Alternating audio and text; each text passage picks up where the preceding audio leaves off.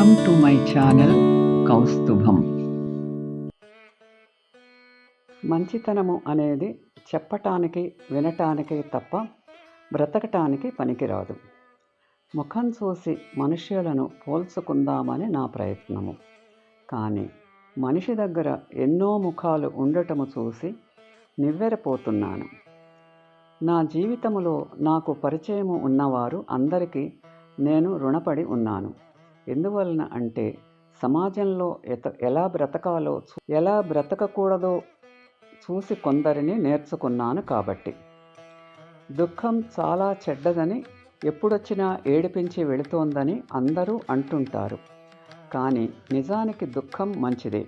ఎందుకంటే అది జీవితంలోకి ఎప్పుడు వచ్చినా ఏదో ఒకటి నేర్పిపోతుంది కనుక.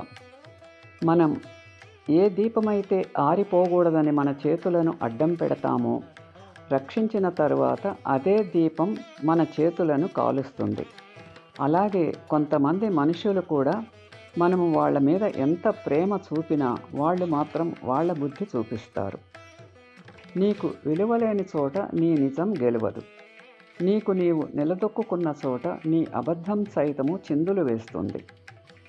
భగవంతుడు నిన్ను కాపాడటానికి నీ జీవితంలో నుండి కొంతమందిని తప్పిస్తాడు. వారి కొరకు నీవు పరిగెత్తవద్దు. Thanks for watching. Like, share and subscribe my channel.